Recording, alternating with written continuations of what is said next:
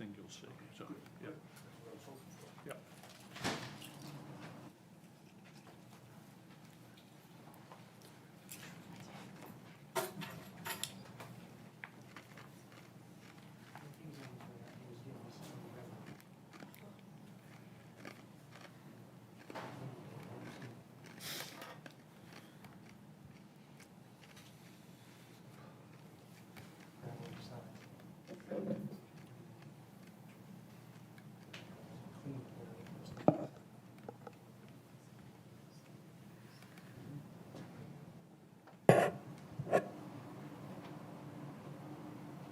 Hey, Fred.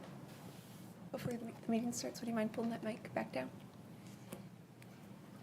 I talk with my hands.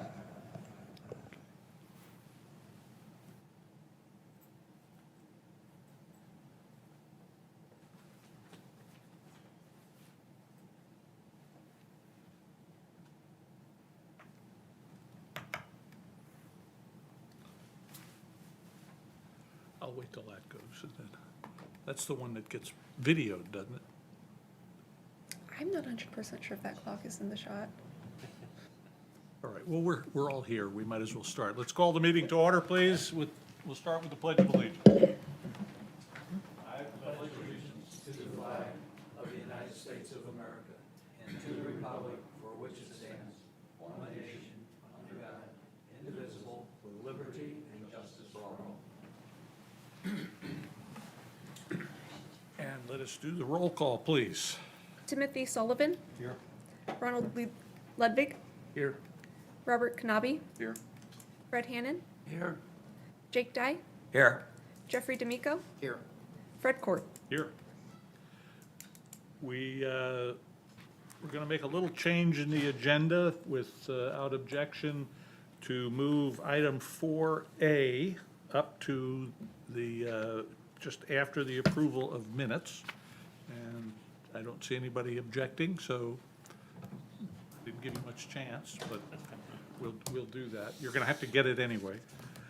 So we'll move now to item 1, which is approval of minutes. So moved. Mr. Hannon moves, Mr. Knabe seconds. Any discussion? All those in favor, please say aye. Aye. Any opposed? No. Motion carries unanimously. Now it's item 4A, the PGICA bylaws. Sarah? Currently, our office is Deputy City Clerk Sarah Welch, for the record. Currently, our office is going through and doing a review of all the city's committees and board bylaws. And at this point, we are ready to present yours. This is the presentation that will be made to City Council as well. We have an overview of the board. Everyone should be fairly familiar with it at that point. We also have all of these items that are being recommended for amendment. We've reorganized the information contained in the bylaws. We've cleaned up language related to terms. We've included language regarding member education and training. We've changed terminology for officers to chair and vice chair. We've revised duties to align with Chapter 6. For instance, it currently says that you provide recommendations on canal construction special permits, but you are the decision maker who could be appealed to council.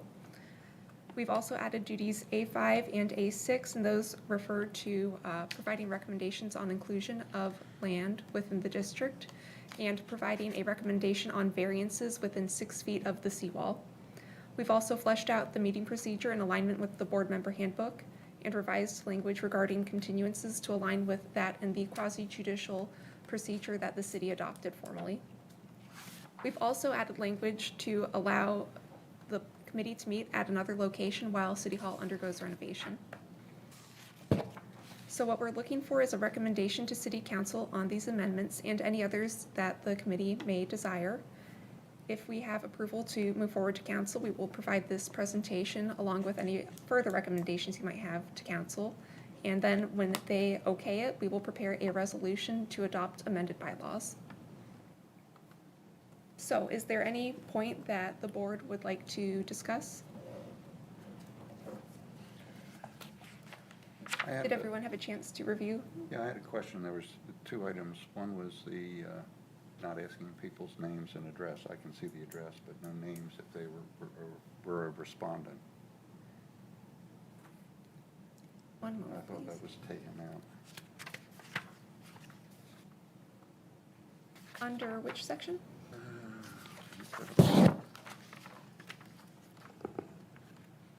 I didn't pick it up in the procedures. I may have missed the section on it, but it was omitted in there. And the other was a separate motion to close public discussion in the procedures. It was just moving from saying that discussions were closed and then moving on to a motion. So that would be eliminated. A separate motion to close public on a CP. On You're in ACP, we item would 9. continue. Yeah.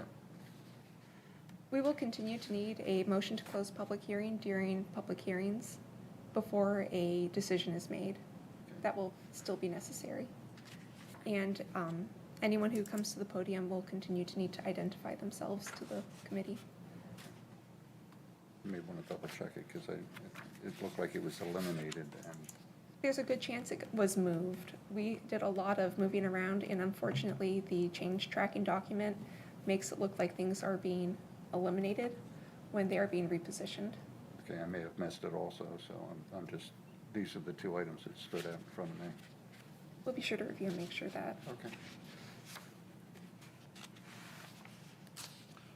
And what you're really talking about is the two-step process we use, to have used. Right, the 3 times closing Yes, and. and that closes the close- hearing, but then we have discussion on the Right. item before The us. 3-step was eliminated. It was just determining that the public hearing was closed and move on, but it didn't have a separate closed motion.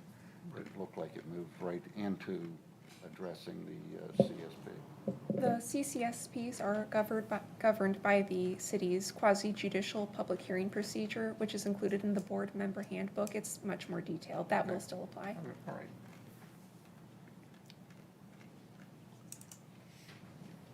When do you expect this to be before council in its final version? If the committee is okay with everything as we've presented it, we could schedule it as soon as the first meeting in April, which would be, I think it's the 6th, So in essence, April before we 6th. would meet again. if you approve everything. Is there a reason that, that we have to approve all of this today? Because I read through it and looked at it, but I wanted to listen to the conversation here today and also listen to your thoughts on it as well before we, Well, our thoughts were simply, this is what we do recommend. And then if you had further input, if you were not happy with the change we proposed, then we could consider altering it or presenting to council that the board would like to make a recommendation that something be done differently. We have presented Burnt Store Isles at this point, and those have been approved by the board and by city council. Will be proceeding with drafting their resolution shortly. So if there is anything you want changed, we are trying to make the bylaws more consistent among all of our boards and committees. So if there is something that is seen as problematic, it would be nice to know sooner rather than later. That way, if it's something that should apply to them as well, we could make sure that's captured in their bylaws too. And in looking at what I think Burnt Store what their action was, although I didn't read it quite as clearly as perhaps I should have, it parallels this. I mean, there's a pretty, they didn't recommend much change as far as I could tell. And yet we have Mr. Knabe's comment here, which is a change of, it changes what we do without actually changing it. Would it be appropriate, for example, in this procedure to reference the procedure on quasi-judicial hearings so that that is the governing body or the governing principle by which we operate, and it's a lot longer than what would be in here. Correct. And so that might be a place to catch any of those loose ends. We can bring that back to the city clerk and discuss it Okay. with her. That could be a I mean, useful that- change for That's this one. really the crux of what we do that could get us either in trouble or not. So. Other comments from anybody else? Subject to those comments and Fred, you're okay? What is your pleasure? The consensus would be to keep it moving forward so that you go to council with those suggestions and note that we agreed, subject to those suggestions, I guess, is that? What would be the process now? We've recommended that something be added in here to clear things up. You're gonna take it to the city, you discuss it, either agree that you're gonna do it and then make a change, and then you're gonna send that back to us to review and approve electronically perhaps, or does it have to wait until the April meeting?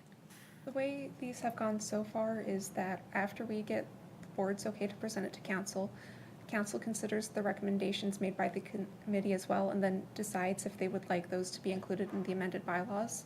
And then we draft a resolution, which would be considered at a separate meeting in the future for council to adopt. They haven't gone back to the board so far. But what you just talked about, was that the council or is that this committee? The council would receive it next. So if there's something that you aren't comfortable with sending it forward today, we can bring it back at another meeting. No, I'm very comfortable with it. I went through it and thought it was very well done.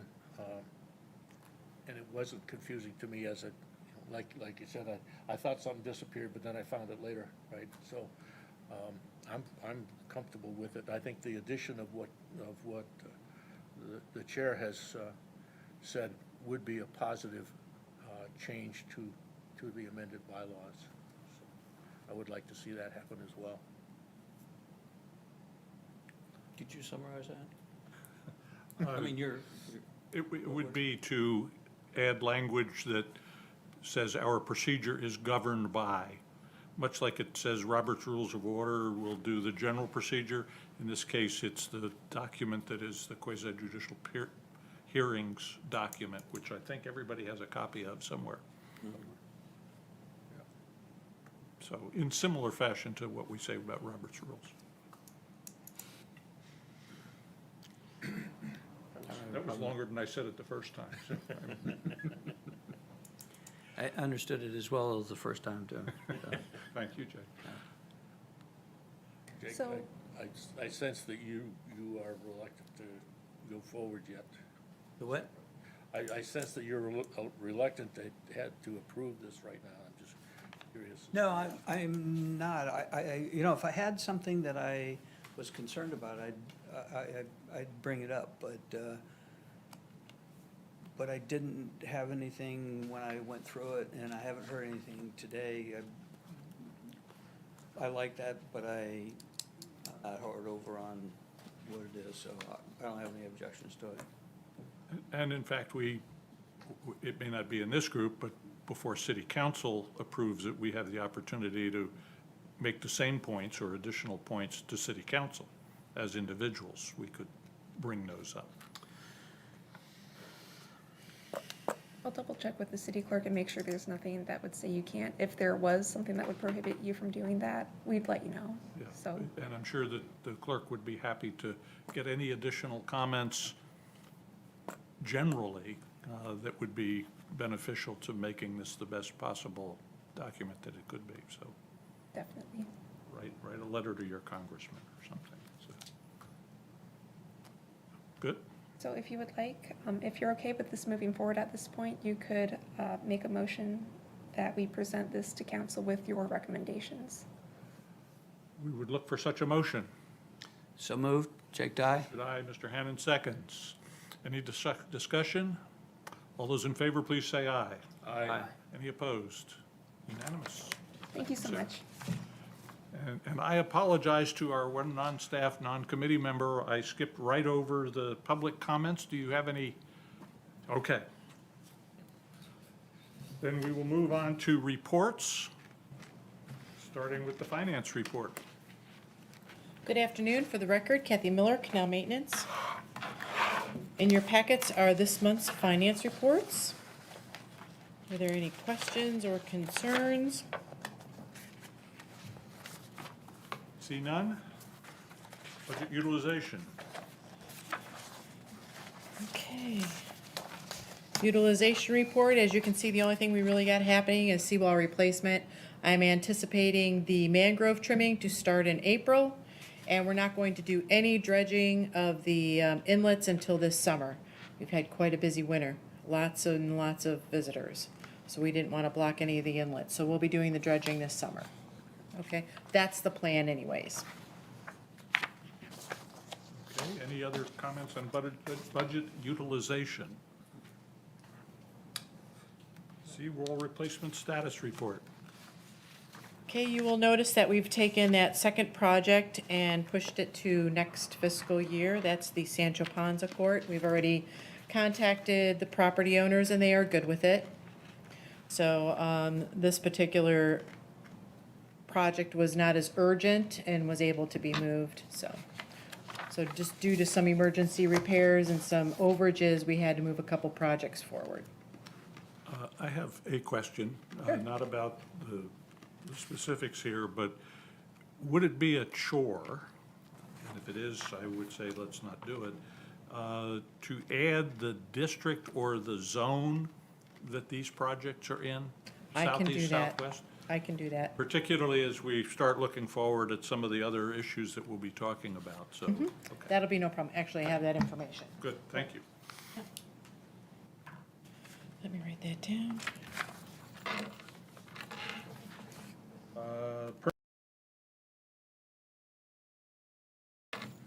Any questions? Moving right along. Capital improvement. Good afternoon, for the record, Gary Disher. Let's see, capital improvement status report. Do we have any questions on that project? Not much new to report, right? Yeah, not much new to report there. All right. I see no questions. All right, and then on the master permitting agreement, same thing. Any questions on those? We are still moving forward on our dealings with the different agencies and stuff, so those items are still happening. Do we have any newer sense of when we might get? No, okay. No, I wish I could say so, but we sure don't. So, Okay. Any questions? No, all right.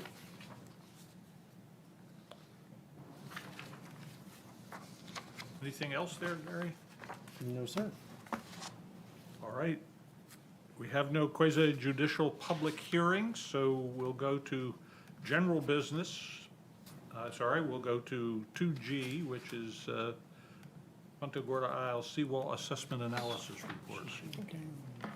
Yeah, I didn't think we needed it. I apologize. Okay, no, I'll do that. For the newer members, I just want to reiterate that last March, we had a seawall assessment study, and this is the study that we adopted. If you do not have a copy of this, let me know. I can print a copy for you. But we are basing our work program off of the recommendations that this particular committee approved. We did not approve all of their recommendations, and we modified some. So we'll just go over some of that really quick. The one thing that we did talk about at length was the way that we inspect and assess a wall, and that's how we put together our work program. One of the items that we inspect, like the water line cracking, is probably one of the most important damaged elements. So whenever we saw that there was a water line crack in a seawall, we rated it rather high. So in this particular report here, you're gonna see your 5s. So let me back up a little bit. 0, you're rated 0 where it says calculated cap condition. You're rated 0 is a brand new, fairly new wall or cap, and a 5 is a failed.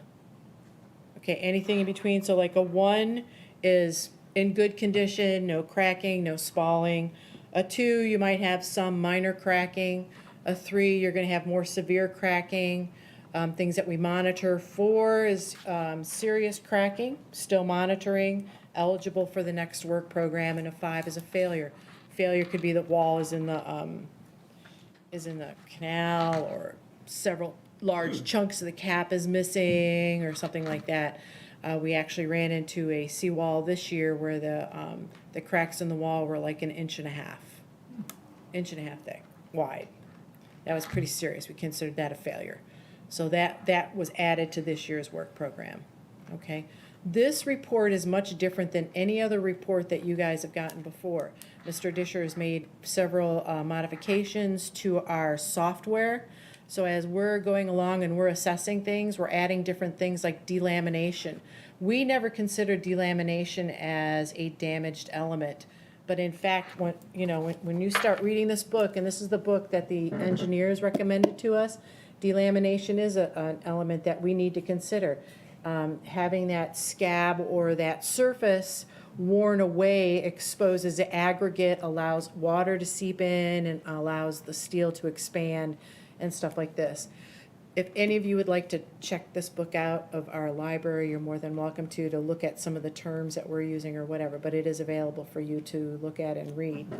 Let me ask a question, if I may. Sure. The Taylor Engineering Study, which we all have, has what you just described as the broad definition of a 0 through 5.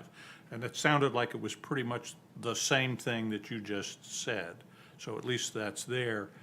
But now it sounds like fair to say that the judgments made in the past, the 0 through 5 that we would see in the Taylor Engineering Study, are at a less detailed look.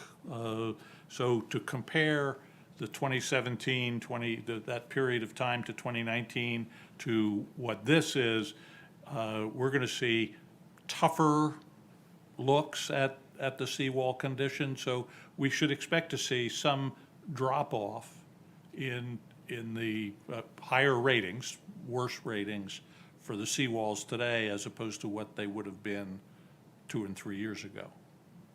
Is that too confusing? It confused me, but. Yes. Yes, we're actually collecting more detailed information. Instead of just saying, oh my gosh, that's just an ugly wall, it's stained, it's all aggregate, blah, blah, blah, we're actually giving a depth of the delamination. So we're collecting more detailed information. This report here today, I think, is a snapshot of more number 5 walls than what we've had in years past.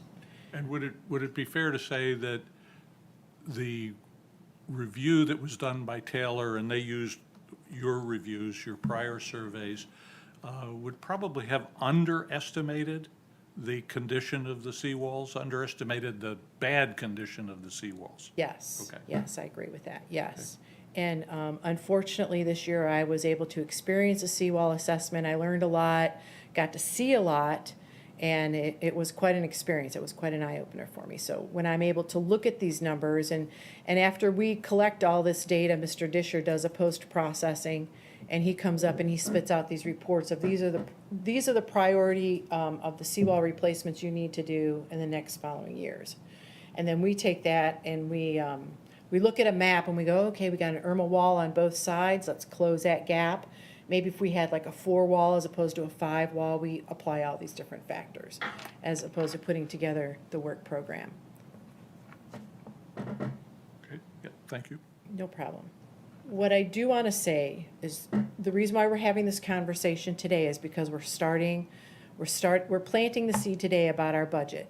Okay, so what you can expect in April is we're going to have like a little budget workshop. We're going to talk about our projects. We're going to talk about our assessment results. We're going to talk about the things that you guys want to accomplish. And then in May, we're going to review and approve the budget. But we wanted to be able to have a budget workshop, invite the public to it. Okay, so that is our plan. Okay, we figure if we took it on a step-by-step process. It's a lot to absorb and it's a lot to discuss in one meeting. So the actual replacement plan then would come after the budget? No, we're going to talk about that in our next meeting.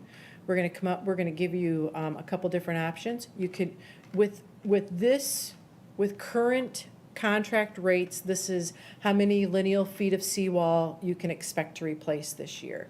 If you increase it by $50, you'll get this. If you increase your assessments by $100, you get this. If you want to leave it the same and perhaps finance a project, you can do that. But those are the things we're going to talk about in April. For the new members, just a little more of a timeline here. We actually started looking at the Taylor study in draft form in May of 2020, and we're asked to comment on it, and that was supposed to be back by the end of July. We then had a presentation in September from Taylor Engineering, and we then discussed it in October, and came up with recommendations based on staff recommendations on two big elements. One of which was the materials and the engineering used, which we endorsed what staff said, and the assessment rate, which is what we're talking about with respect to budget. And our recommendation at that time was countered by what we thought council would accept, not necessarily what Taylor was recommending. Taylor, as you'll read, if you haven't read it already, had a very large increase in the need to replace seawalls to catch up with the service life of the wall. Not today, but it's coming, and we need to start paying for it now so we don't have to pay for it all at once. So we recommended a $150 increase. We've said it really should be more, but we don't think anybody will accept more. We recommended a $150 increase over the then $550 assessment. That then went to, but we said, but there's going to have to be incremental assessment after that in subsequent years in order to catch up to what we're talking about here. Council looked at it and accepted the materials and process bit, but said they were going to kick it back to us for education, if you will, or further public input, which did not happen. So now we're again at a point where that could happen. We're inviting the public to the meeting in April, but I'm wondering what really is going to happen in that meeting in April if the public, they haven't read the Taylor report. It's complicated, as we all know. To expect the public to understand why we're saying it should be X when they don't have any of the background suggests to me that we need to gear up somehow in that workshop to do more of a presentation on the Taylor elements, the why we need to increase that assessment going forward. And if the Taylor said we're gonna have to pay the piper pretty soon, the new assessment process, the new survey process is only going to make that even worse. So is there some plan in place to do not just a workshop on the budget, but a full presentation on what Taylor found, what you have found, what you've agreed to over the last year and a half? It is our plan to have an evening public meeting to address the public, their concerns, and to present the Taylor report and all that other stuff. We are planning on that. It all depends on how things go in April. Okay, So- so the meeting in April would be for us, although we've invited the public to it, and it's been emphasized that they'll be able to offer comments, which I guess is fine, if I don't forget to ask for them. But that's really not the be-all and end-all. We've got something bigger planned. Yes. Okay. Because that was one of council's biggest concerns, is we didn't do a lot of public outreach. We didn't have time to do a lot of public outreach. So that's why we're starting that process now. Okay. So we figure by inviting them to the next two meetings, or making them aware, putting advertisements in the newspaper. I'm working with Melissa Reichert to do some PR stuff, to put articles in the newspaper and stuff like that, just to start people talking about it, thinking about it, being aware about it, and then we're gonna have the public meeting also in the evening. Is it possible to have people from Taylor Engineering here? Well, we would probably have to pay for that, and we don't have Might any be of those worth funds. good money spent. Then it's not on your shoulders.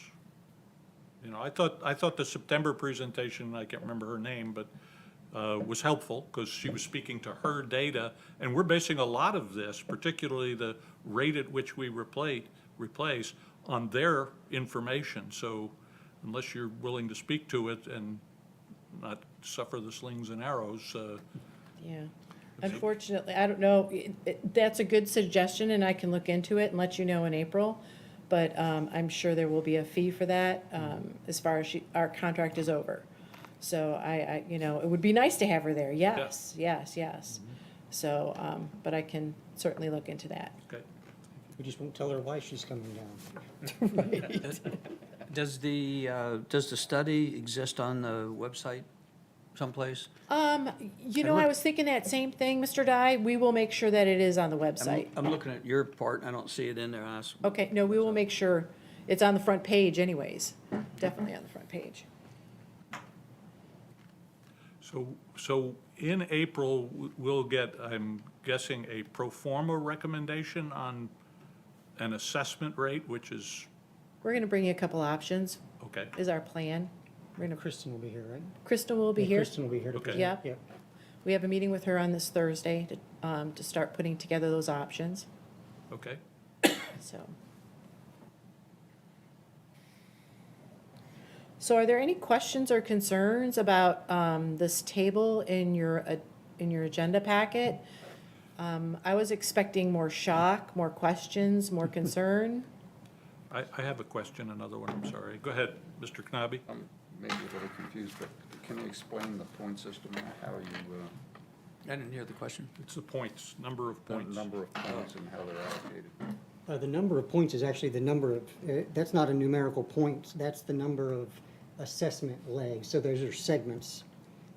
Segments of seawall. Segments of seawall. So when Kathy was on the boat and she started at that property line and dropped that point, that, whatever data she put in on that point, I then applied it to a route in Esri, and then the next point then stopped that. So those are the number of points affected, or the number of segments.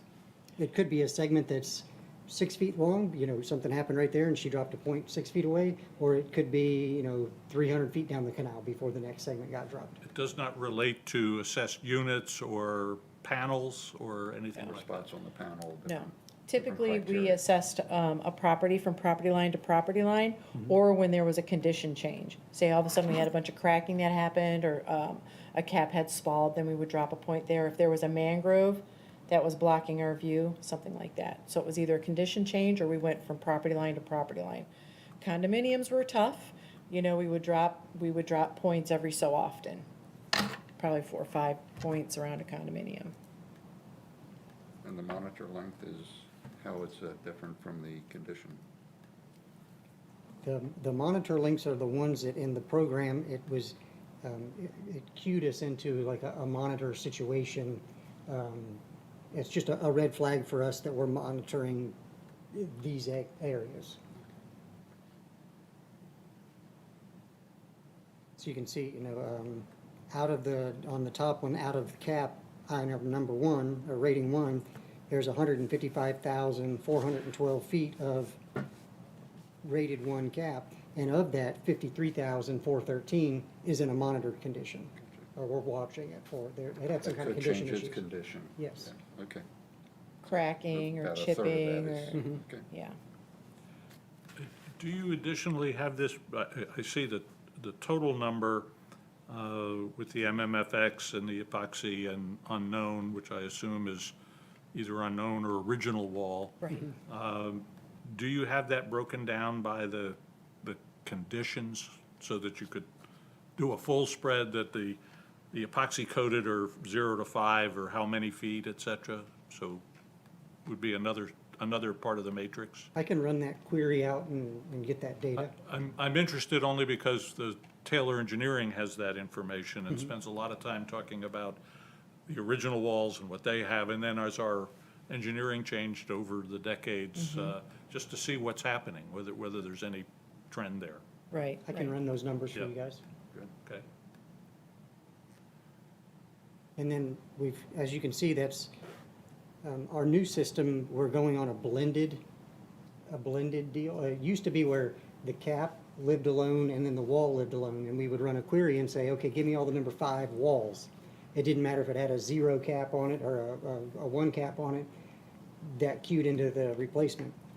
The software now takes and blends the cap and the wall, because it's one system, as the Taylor study outlined. So one system, altogether, we aggregate those numbers, and then that's what gives us the total. That's what's at the bottom there. The same for both of them, the same total. Yep.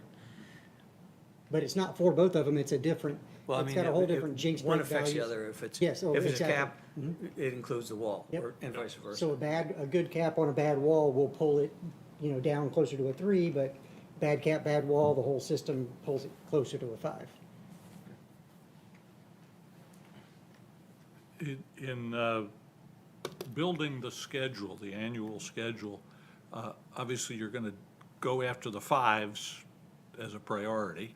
Do you also prioritize other numbers, 4s? Do you go deeper than 4s? Yes, we take all that into consideration. Length is a big deal, what it's tied up to. Like I said, if it's in between two Irma walls and we're able to close a gap, we find that that's attractive. If it's completing a seawall, we have some canals that are fully restored, which is nice to have. That's always another thing that we like to look at. We also, from work orders, we get a lot of people that call in work orders, please come and inspect my seawall, I think something's happened, blah, blah, blah. We go out there, we already have a living list right now of seawalls that we're going to replace that are in bad condition just from phone calls. So we incorporate those into this. Obviously, we're not going to replace all these number 5 seawalls next fiscal year. So we have to figure out, do we do the smaller ones? Hey, I only have 36 lineal feet here. I don't want to do this whole 80-foot, seawall replacements if I only have 36 foot of seawall, damaged seawall. And it might be a 4 rated, that's a serious crack, where I might have a seawall that's 85 feet damaged, it's a 5 or whatever. We take all that into consideration. Mr. Disher has developed this program where he's assigned a value to each type of damage. So like I said, the water line cracking has a higher value than an under the cap crack, okay, or a delamination. Okay, so those are given a value, and with that value, that helps us prioritize what projects need to be replaced first. And we took the human element out. It used to be where the assessor would give that wall. I think that's an overall condition of a 4. Now, they still do that, but that scoring is just there for reference. The program goes through and it pulls all those multiplier values, and once it calculates out a total number, then it goes in and it says, based on all of these items, this becomes if the assessor said it was a 4, the numbers generate out and says it's only a 3. And so it's a much more thorough apples to apples comparison that's automated as it runs through. Less And, judgmental. yeah, less judgmental. It's just based on the facts of what the data or what the numbers are. This is only done on southeast and the 2 south, No, last year I did the north section on this software. We developed it on the with this same, same process. The assessor, the person on the boat was different. And, obviously. We learned quite a bit from Yes. last year. Last year was the first time we had the software out. Okay, we learned a lot, especially after we started the post-processing, and we started going, hey, man, these water line crackings are coming up as a 3 rated. Why, this is an important damaged element. We need to go back and take a look at it. So Mr. Disher went in and refined the software again, and this year's data, which is only the south portion of PGI, southwest and southeast zones only, we actually have more data, more substantial data to justify why it was rated a 4 or 5 or. On the reverse side, we're gonna come up, or have to look at budget for the entire PGI system. So we'll need information on, at least extrapolated from what you have for the north side and the balance of it. So you can correlate that to your program? Mhm. Good. That We'll should have be- same just- tables, yeah, same Because tables. this is newer than the north side generally. Just for Right. your information, when I Yes. do put the work program together, I share the love. All right, I make sure that each zone has a certain amount of replacement. You know what I'm saying? I don't, just because we did the report in the south zone doesn't mean we're gonna focus all of our efforts in the south zone. No, I'm not saying I that. spread the love throughout the I'm district. just looking at the numbers. Yeah, How many 4s, how many 5s, how many monitored 4s, and how many 5s are in the south? And taking the same program or modifying or whatever you have to do with it, we want to know we need to know what the north side Right, right. would estimate at. I'm not saying, extrapolate it out for budgetary purposes. correct. We'll have those the entire system's numbers Okay, for you good. guys. Yeah. And just so you know, we did replace all of the number 5s, or we're in the process of replacing all of the walls that were rated a number 5 in last year's program, Super. in the north end, okay? So, yeah, in this year's program. And then the software we use, that Jinx Breaks averaging, so when, we'll always have 5s in the system. As we get rid of the worst 5s, that averaging will float that number down. So there'll always be 5s, but they're gonna get better as we go, or the grouping of 5s will get smaller. Other questions, comments for another Mr. Disher? Ron? Just real quick, could you explain what what the monitor column is again? Yeah, the monitor column is, basically, it's a red flag that says there's an issue on this cap, or there's an issue on this wall, and we need to monitor it. We need to keep our eyes on it. Okay. So that's in essence what that is it's not a total of the entire condition length, but it's just a red flag on those segments. But So- it can still be considered a condition 1, 2, 3, 4. Yes, sir. Yep. Right. We may have had some hairline cracking in a cap, or we may have had some transverse cracking. Okay. We don't take transverse cracking, well, we take all cracking serious, but not as serious as lateral cracking. Yeah. Lateral cracking is more movement, where transverse cracking is more just, the concrete is shrinking and expanding kind of thing, or it's where all the stirrups are, or something like that. So, so the monitor is just telling us that that's how many lineal feet of stuff that we're watching. Okay. It doesn't mean that we have that many feet of failed or damaged seawall, it's just they're cracking. Concrete's made to crack. Right. So we're just, Something you're paying attention to, inventorying. looking at. Okay. Yeah, we're inventorying the And as you damage. get closer to the 5s, the condition length and the monitor length come in parity. So the further away from 5 you get, that parity goes away, Yeah. The yeah, bottom, gotcha. well, 3s, 4s, and 5s, they got brought into the 3, 4, and 5 category because of the fact that there was cracks and there was issues with it. Okay. Go ahead, Ron. Yeah, I have a question for you, Ron Ludwig. Once something has been identified as a monitor, what does that mean?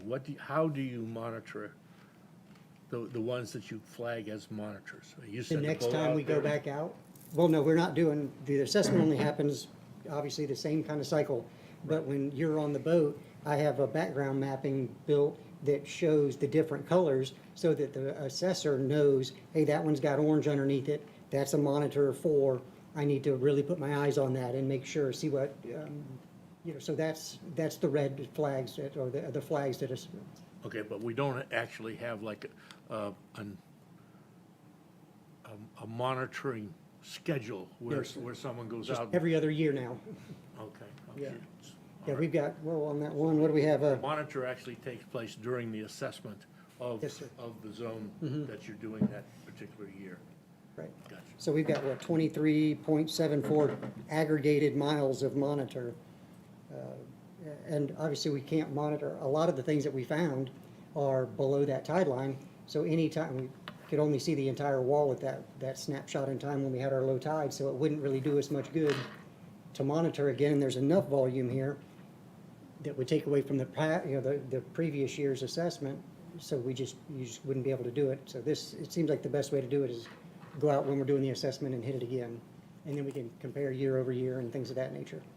Because Kathy's got the mapping, the paper reports are there. And then we've got the mapping so that when she's looking at a seawall, then she can go in and turn on, what did they say last year? Turn that on and off. Hey, what was it 2 years ago? Turn that on and off. So you can kind of dive in and see how the data has progressed, even though you're looking, apples to oranges, but it's still very helpful. Yeah, and we're able to put in notes, take pictures. We have an issue out on Whippoorwill where the cracking has gotten much worse.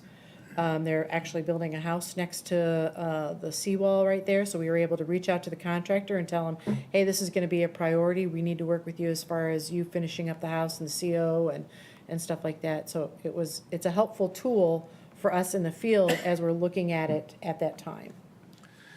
Is there a catalyst for seawall failures besides the storms? We know what happens with, big storms like Maria and the rest of them. Are there any other catalysts for failures?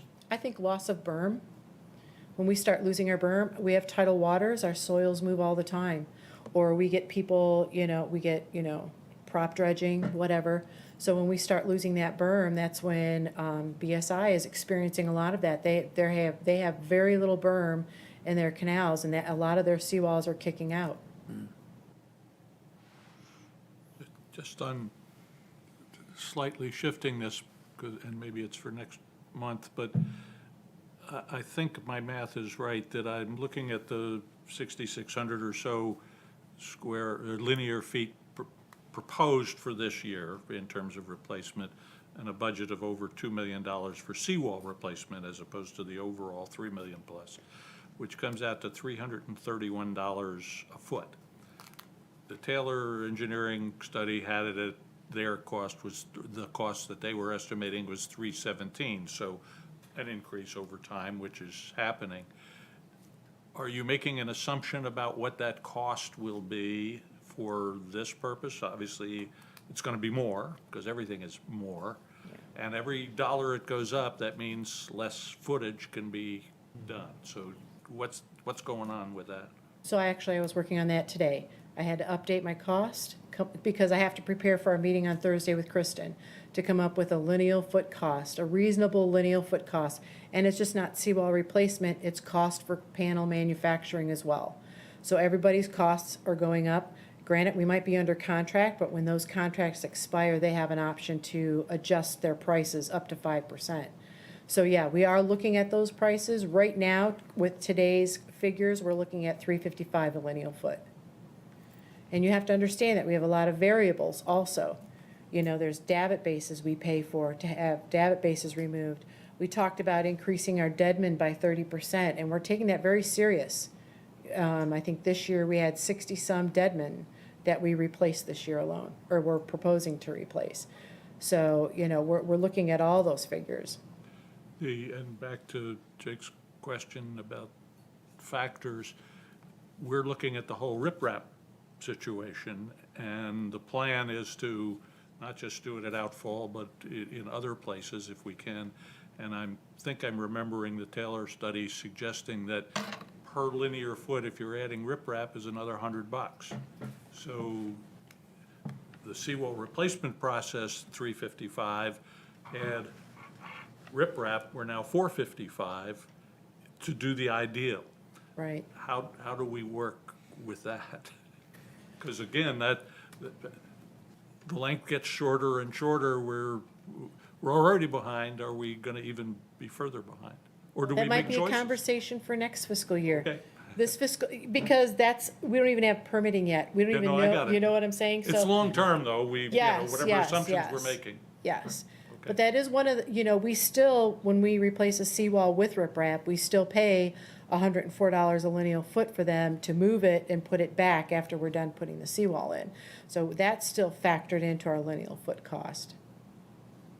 Into the 355, Mm-hmm. or not on top of? Nope, that's into the 355. 'Cause But that's only very, very rarely do we mess with riprap, right? I mean, Right, So right. but you aggregate it across all of it, and we only did 2 jobs with some riprap, where we pulled it and had to reset it. Okay, But yeah, if we were just to go out and carte blanche, start laying riprap down, then then it's then it's, crossings. then Yeah. your Gotta go get averages it. go up. Yeah. Well, that's in essence what we're proposing to do though, right? Mm-hmm. Long-term. Yeah. And we may have to be assuming that means we don't replace as much if we can't afford to replace as much as, Or you make it a separate project. or a separate project. We could Because do we it do have that way. that $6 or $8 million in FEMA funding for the disaster reimbursement, if we ever get. We hold wait of for it. another hurricane, is that? No, Oh, we're never doing that again. Never, ever, right. Permit we don't have that we need to Right. get that money. Exactly, Yeah. and they know that, and they're on, they get updates, they ask for updates, where are we at, and it's like, we're still at Army Corps, National Marine Fisheries, we're waiting on permitting, so. Unfortunately, we haven't been able to close out the Irma project, which means that we're, that delays that clock for the audit terms. So after we close the project out, then we can move into the audit. We did a ton of pre-audit work, but I think they just closed out Charlie, what was that, in 2020? So now our. You were our- still in Irma when you were doing that. Exactly. So then the clock got started then on, for doing your audits and your record retention and things of that nature. I would like to extend an invitation if anybody wants to come to the office, see the software programming, look at the maps, see the mile-long spreadsheet that Mr. Disher lives with. You are more than welcome to come to the office. Just call me and make an appointment, and we can show you exactly what we're doing. Just so you don't have to do that too often, since we may all want to come, maybe we could agree on a couple of dates that we would use, and we could come several people, if not everybody. Would that make some sense, folks? I If you're don't interested. know if we're As long as it's violating individually. sunshine. Oh, I'm concerned Yeah, about the sunshine. sunshine law, okay, so, and this is definitely gonna affect decisions, okay. so. And I don't mind spending the time with you guys. Other comments, questions? I have one more if nobody else does. I have a small one. I believe that for your public meeting, you should have some type of a fiscal representation of what a seawall would cost if it was not maintained by the city. That's a good suggestion. A per foot cost, and I'm sure it's at least $700. I mean, the price that we pay per foot or per unit for seawall assessment, you would live here 30 years and you wouldn't pay enough to put in a seawall. You're absolutely right And about I think that. you need to make that point. Yeah, Most people here do not have any idea of the cost of a seawall. And that assessment rate includes management of the ATOMs, your dredging, your mangrove trimming, filling of the depressions. All those items are lumped into that same bit of money, so. Heck of a Thank bang you. for the Could buck. break it out and do apples for apples then. That's if you can get somebody to come and do it. yeah. Last year, in the heat of the moment, I know somebody from Burnt Store wrote a piece for a newsletter that they circulate in Burnt Store.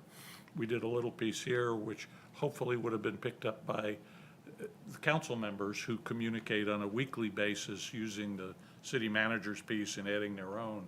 I'm wondering if that couldn't be resurrected as part of the process of getting the public engaged, informing them, so that people are seeing it. Because I know April and May, we are likely to start getting the folks who say, I was away, I'm north, I can't come, but at least electronically, if we're going to whatever the mailing list that Mayor Matthews has or whomever, at least there's a way to get the message out to their constituent group.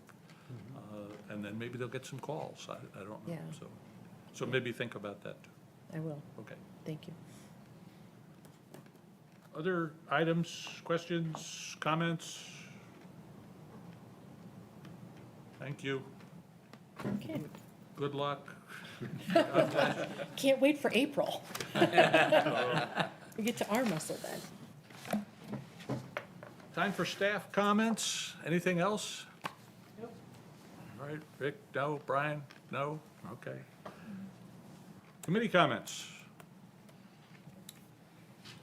Mr. Dye. I just have one comment, Jake Dye. The other day, I was on Palm Tree, looking out in the canal, and there were a couple guys out there trying to rescue a floating dock, or floating lift, as the code would refer to it as. And it had broken loose, and they'd put it in themselves. And when you start looking around, you realize that almost all, and I say almost all because I know that a couple docks have been permitted, or the floating version have been permitted, but I think the majority of the floating docks that we see, and they're not really lifts, they're platforms. People use them for kayaks and other things like that, but you don't see many significant boats on them, so they're small. But they don't get permitted. You can go out on the internet, buy it, bring it down. put a stake in the ground or tie it to the seawall or anything else. And that's what most of them are. So they're not permitted. The quality of the installation is probably pretty suspect because people are putting them in themselves and they don't have the ability to be able to drive a piling or sink them substantially, get them far enough away from the seawall that they don't buckle when the tide goes down. So we don't have any way of monitoring that. The building department doesn't, they can't give you any statistics at all on whether it was, on what floating lifts get installed or get permitted, because they don't track that information. And I tried to ask Smitty, and I haven't had a chance to really do it, but I'm guessing if I ask him, how many does he permit a year, he'd probably tell me very few. So majority of them go in just by individual. And I'm wondering whether or not we have a problem that we should think about, or is this a small enough problem that, that we need to concern ourselves with larger problems rather than this? And do these small platforms really need a building permit? Could they get a no-fee permit just to, and maybe have certain specific standards that you give for putting them in? I don't know, I'm just kind of wondering about it. But now that I look at them, every time I go out into the canal, which is about 3 times a day, I look around, and I can always, every time I go out there, I can see a floating dock, a floating platform, or floating something. Everywhere you look, they're out there. So I'm just wondering too, what happens when we have a big storm, because most people don't have the ability to be able to anchor them substantially. We're gonna have them floating all over the place. Luckily, they're probably not gonna do a tremendous amount of damage, but. So, I bring it up, I don't really have an answer to it, but I was just curious as to what you guys thought about whether or not this is a problem. I know we had a conversation before the meeting about, who monitors all this. Well, the code compliance doesn't go into the, into the properties, so they don't see it. They don't have access to boats, so they're not gonna get out there. The volunteers and policing, I don't think they're saddled with this yet, maybe in the future. Nobody's going to report it, because if you report it now, it's public record, and nobody wants to, eat cheese on their neighbor. So, so this just kind of builds and builds and builds. And I was just curious whether you guys thought this was a problem, and if anything should be done about it. Other comments?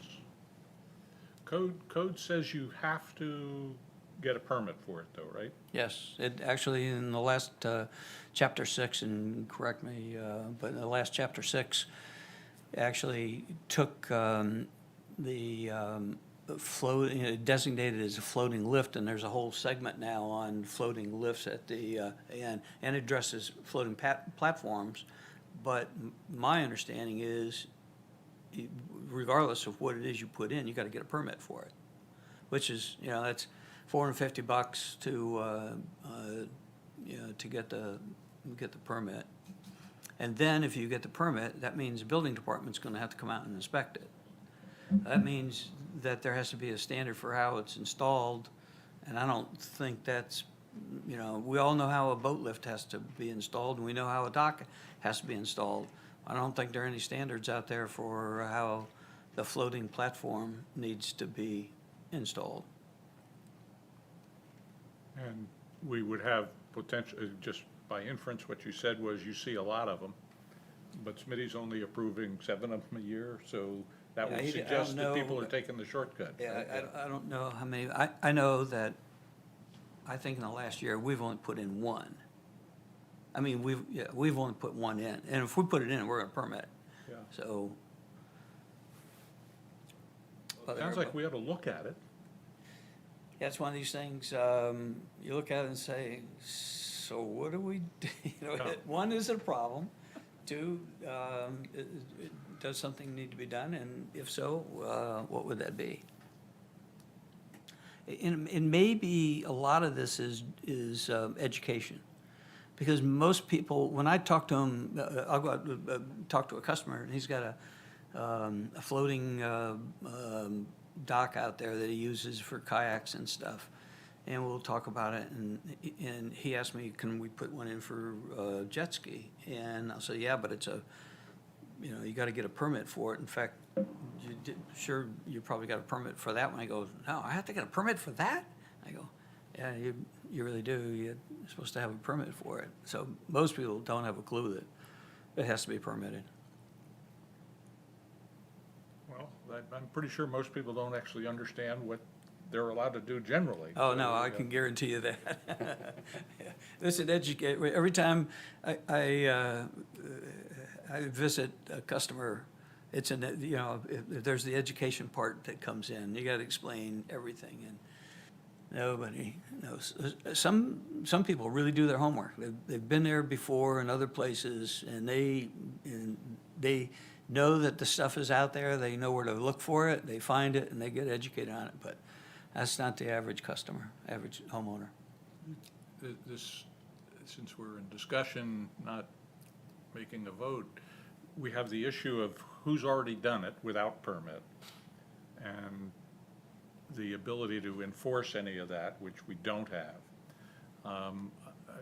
It occurs to me that we could assume that folks want to be law-abiding, but they didn't understand there was something that they had to do. So maybe there's an education/forgiveness process, that if you've done it, just come and let us know. We'll be happy to come out and take a look, and if there's any issues, maybe there is a no-fault, low or no-fee permitting that we could do, but at least we could check for some uniformity, some conformity, and so that the kind of issues of hindrance to navigation or any of those issues that we generally have to consider might be drummed into those who need to hear it. And there's clearly a difference between the lightweight platform that people just want to use to get on and off their kayaks to the 4 jet ski Easy Dock solution. But you can put that Easy Dock in yourself. All you gotta do, the semi will come and dump all that stuff in your front yard, and you can pick all the sections up yourself, take them in the backyard, pound them together, stick them in the water, and then you take the garden hose out with a piece of PVC, and you put it in until a storm comes. Well, maybe we could draft a statement on it that we could float out there for some further discussion, and maybe some suggestions on how we would communicate, how we might, if not enforce, at least get a handle on it in some way. I'd be happy to work with you on that. Yeah, I'm not sure we have a problem, but Well, it if you got a seems- lot of them, you might. yeah, well, and that's the reason I bring it up, is because when you look out there and you just let your imagination run wild and think about a storm, well, first of all, you take a storm like Maria, and a lot of these are gonna break because they're not installed properly, and they're just gonna break. And some will break and break loose. And then if we get a high tidal surge in here, you're gonna have a bunch of those things floating away. They'll float off their pilings, or they're gonna get so high, they have so much leverage, it'll pull them off, pull away. So we'll have a bunch of them floating around. The good news is, quite a few of them are so light, they're gonna be more trash than anything else. Other thoughts, anybody on the subject? You Agree. said We are Smitty, seeing you a haven't lot. talked to Smitty? You haven't talked to Smitty yet? I asked Mitty if, how many he permits a year, and they don't track it by floating. So Does he have any standards for floats?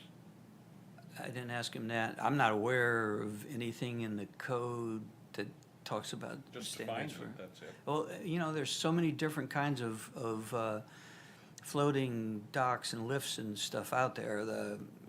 There's AccuDock, which is a totally separate system than like JetDock or EasyDock. They're all installed differently. They come in different size components, so it's, I don't know, it'd be a tough thing to do, I would think, to try and come up with some kind of a standard for installation of these things. It would be. I was just wondering whether he had anything on Yeah. it, because there's so many different variations to it. But you're probably the rarest one. I don't know the record through the Marine Police or the police department itself of loose floating docks. You found one, of course. But I've never run across it in 10 years, so. You haven't run across any floating? Floating docks, yeah. Oh, But that doesn't mean that Yeah. it doesn't happen. I just didn't hear yeah, it. there are a bunch of Sure them there out are, there. and maybe they're floaters with chains on them or ropes on them. Yeah. Oh, and there's everything out there. There's ski rope, there's, there's a fence post holding one up the other day, which ought to be really good in, about a year from now. Yeah, I see it on a 4x4. a lot of people put 4-inch PVC diameter just shoved in the wall. Yeah, they put a piece of PVC as a sleeve and put a piece of pipe in the middle of, that's the most common, and that's what some of the manufacturers are telling to put in. But most people don't have the ability to water jet or drive them in far enough to be able to do any good. Well, as you suggested to Kath, we'll put this on an agenda sometime in the near future and work up something on it and decide whether A, we have a problem, and B, what we might be able to do about it. So, but in the meantime, now that everybody's on notice, think about it. I don't know what staff's thinking on this is, more important things to chase, worry about the critical things, I don't know, but. Kathy Miller, Canal Maintenance, we really don't follow it. We're pretty busy, pretty focused on just maintaining canals. But you're right, Mr. Dye, I did see a lot of floating docks out there, floating lifts, a lot. Floating lifts that don't lift anything, but they're still out there, so. Yeah. See a lot of it. Any other member comments? For the good of the order, Ron? Yeah, one of the things that we have brought up a couple of times is the fact that we're here and we approve special exemptions and things along those lines. But we have a 3 or 4 page list of approved permits for docks or lifts that the city has approved because it doesn't need an exception. And we said, maybe we need to have some kind of a combination of things so that the approved permits aren't gonna create a situation where we have our conflicts of if you put this in, you're gonna block your neighbor, that kind of stuff. Has this proceeded anywhere within the building department or the Public Works to try to coordinate, to make sure that the standard permits are looked at with a critical eye? I can give you just a little bit of feedback as Brian's walking up here.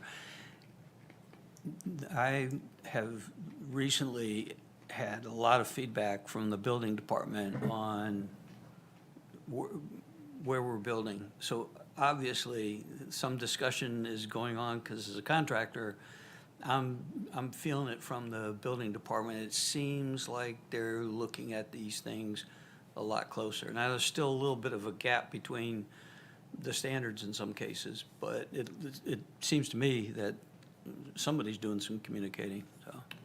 For the record, Brian Clemens. Probably need to have some more discussion with building. I know they have been copied in on these legal opinions and stuff that we had recently for these type of scenarios where people are getting blocked in. So it was brought to their attention. Of course, we have a new chief building officer. And for those of you that don't know, Smitty's going to be retiring. So He is retiring? yes. So Well, there'll now's be a other good time to changes strike, too. you know. Get the new guy really educated. Yeah.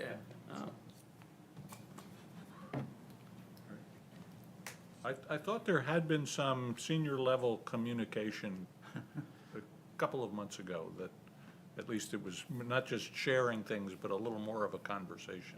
Did I imagine that, or I wished for that? I've made sure that they were aware of, especially the legal opinions, but we haven't, I can't say we've had sit-down conversation. Okay. Other comments? Thanks, Ron. Anyone else? We are adjourned. Thank you. Thank you. Oh. We didn't establish the date for next meeting? No, I didn't ask about it, but it is the same. It is the same. Yeah, April 18th. Yeah, sorry. I That's should all have right. asked, but I didn't. Next meeting, it's the normal meeting date, no changes, April 18th, yeah. It's on here. Okay. Yeah, Yeah, it's, but in, each week we've